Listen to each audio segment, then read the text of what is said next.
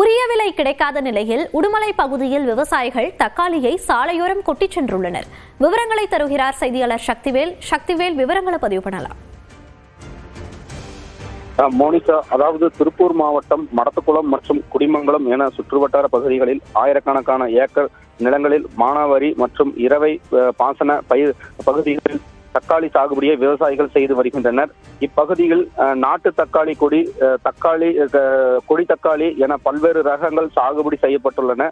தக்காளி சாகுபடி செய்யப்பட்ட நிலத்தை பதப்படுத்துதல், அளவு, அடியுயரம், நடவு, களை பறித்தல், காய்கறி பயிர் பாதுகாப்பு என ஒரு ஏக்கருக்கு விவசாயிகள் 40 முதல் 50,000 வரை செலவு செய்து வந்துள்ளனர்.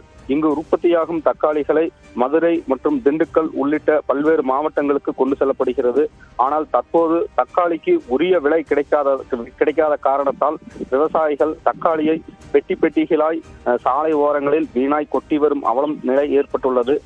தற்போது பெட்டி ஒன்றுக்கு ரூபாய் 200 முதல் 220 வரை மட்டுமே கிடைத்து வரும் நிலையில் பறிப்பு, ஆள் கூலி கூட கட்டாத நிலையில் விலை உள்ளதால் விவசாயிகள் வேதனை தெரிவித்து சாலைகளில் பெட்டியாய் தக்காளிகளை கொட்டி வருகின்றனர். மோனிகா, விவரங்களை பதிவு செய்தமைக்கு நன்றி சக்திவேல்.